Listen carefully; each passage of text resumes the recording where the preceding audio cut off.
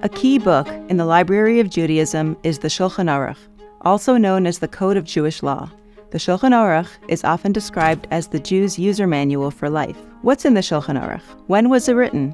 Who wrote it? Why does the Shulchan Aruch, among the many other books on Jewish practice written over the centuries, occupy such a unique place on the Jewish bookshelf? The Shulchan Aruch is actually a combination of two different works composed in the 16th century in two different places by two different authors. To understand what these two great Torah sages achieved, we first need to take a closer look at the field of halacha, Torah law. Halacha is the bottom line of Judaism, where the Torah's teachings translate into the do's and don'ts of daily life. It covers every area of life, from religious ritual to business dealings to interpersonal relationships. In all these and more, the Torah teaches us right from wrong and shows us how to lead a righteous and godly life. Where do these laws and practices come from? Basically, halacha has three sources. The first source of halacha is biblical law, which derives from the text of the Torah, as expounded by the halachic midrashim and the Talmud. Halacha also includes rabbinical laws, rules and regulations enacted by the Torah sages of each generation, by the authority vested in them in the Torah. Finally, Jewish practice includes minhagim, customs arising from Jewish life and hallowed by generations of practice. In each generation, Torah scholars and halachic authorities called poskim authored books documenting and discussing these laws. This chart lists some of the primary books of halacha written over the centuries. You will notice that the halachic works fall under four general categories. One type is the halachic codes, marked in blue on this chart. A code is a book that organizes laws by subject. Halachic codes focus primarily on the final rulings and practical applications, rather than the laws, sources, reasons, and divergent opinions. A second type of halachic work is halachic commentaries, marked in red. A commentary is a work written as an accompaniment to an earlier work. The commentary discusses and explains the parent work. It may also cite opinions from other sources and argue with other commentaries on how to understand parent work.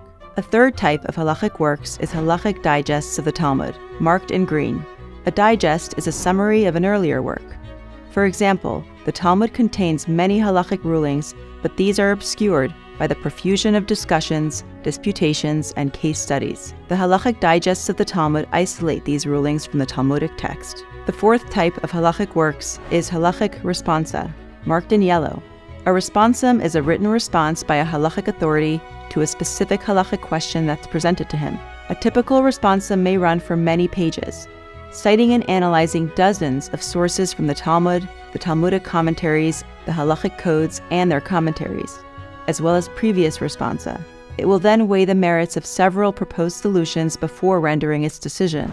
Now that we have defined the various types of halachic works, let us take a tour of the tree of halachic works you see here on the screen, and learn about the books and authors that represent major milestones in the history of halacha. The most primary source of Torah law is, of course, the Torah itself, which contains the 613 mitzvot, or biblical commandments, along with the laws communicated to Moses at Sinai and transmitted orally through the generations. For many generations, these laws, as well as the detailed explanations of the laws written in the Torah, were transmitted by word of mouth from teacher to disciple, until they were recorded in the very first halachic code, the Mishnah, by Rabbi Yehuda Hanassi 1800 years ago.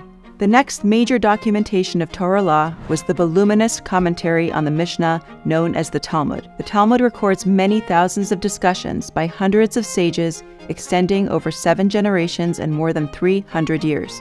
When the Talmud was redacted in the beginning of the 6th century, it was the most comprehensive record of Torah law compiled up until that point. After the Talmud came the Gaonim, who for 500 years headed the great Torah academies in Babylonia. The Gaonim wrote commentaries and digests on the Talmud. They also authored numerous responses to halachic queries that were sent to them from Jewish communities all across the world. During the Gaonic era, the entire Jewish world looked to the great yeshivot of Babylonia as the authority on all matters of Torah law.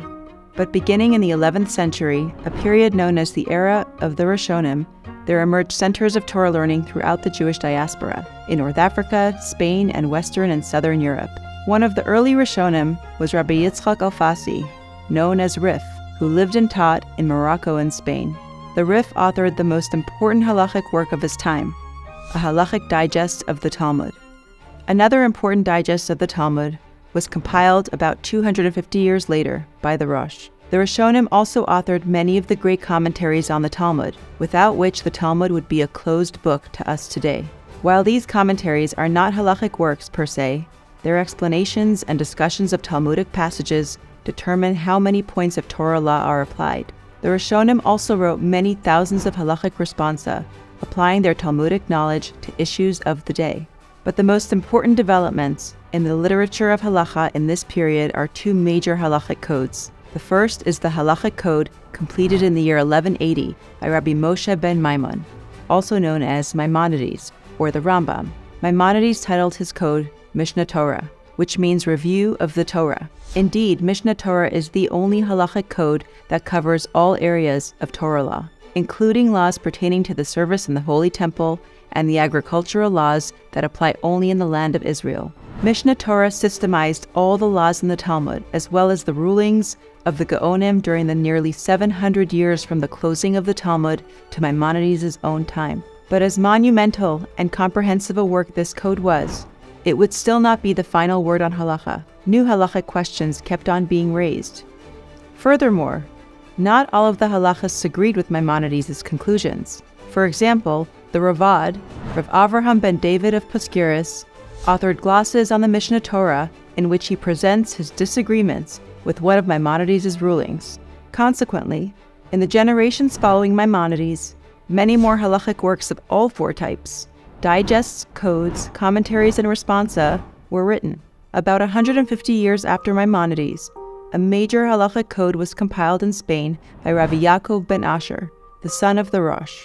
While this code was more limited in that it only included laws that were relevant to Jewish life at that time, it expanded on Maimonides' code by including rulings from dozens of halachic works composed parallel to Maimonides' code and in the generations that followed. Rabbi Yaakov organized his code into 4 turim, or columns, each covering a different area of halacha: Orach Chaim, way of life; Yoreh Deah, instructor of knowledge; Even HaEzer, stone of salvation; and Choshen Mishpat, breastplate of judgment. After the Tur published his code, many great halachists wrote commentaries on this work.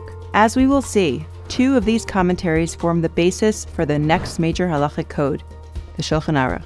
During the era of the Rishonim, 2 primary schools of halacha had formed, each with its own unique customs and traditions. The Sephardic school, followed by the Jewish communities of Spain, Southern Europe, North Africa, and the Middle East, and the Ashkenazic school, followed by the communities of Western, Central, and Eastern Europe.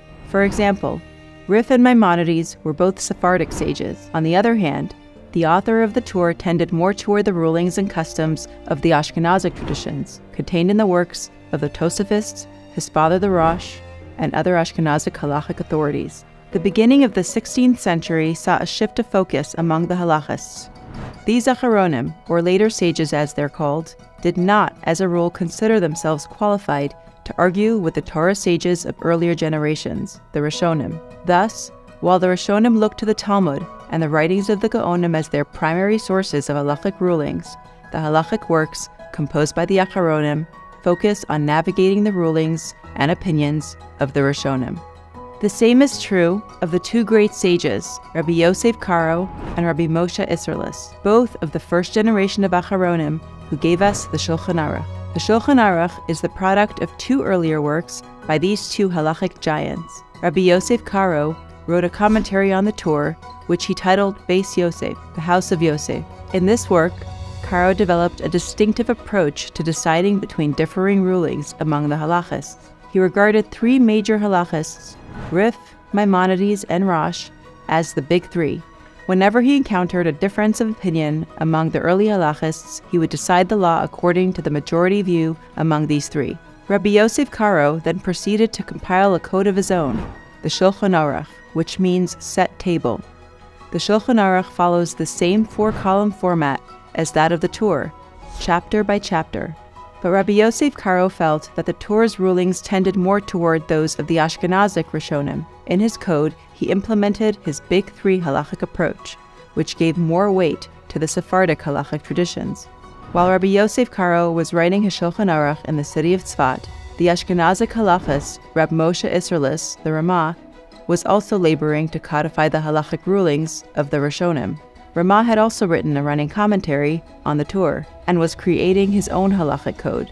But when Karo's Shulchan Aruch was published in 1563, Ramah felt that his own work was now superfluous. So instead of publishing his own code of Jewish law, Ramah wrote glosses on Karo's Shulchan Aruch, in which he noted those areas in which he disagreed with Karo's conclusions and where he felt the need to add additional laws and customs not included in Karo's work. The two works were subsequently published together, with Ramah's glosses inserted in a different font within Rabbi Yosef Karo's text. The combined work, which essentially summarized the bottom line of halachic rulings up until their time, now became the fundamental code of Jewish law, on which hundreds of subsequent halachic commentaries and codes were authored, representing a great variety of customs and practices, but all looked to the Shulchan Aruch as the documentation of the grand halachic consensus, incorporating both of the two major halachic traditions of the Jewish people.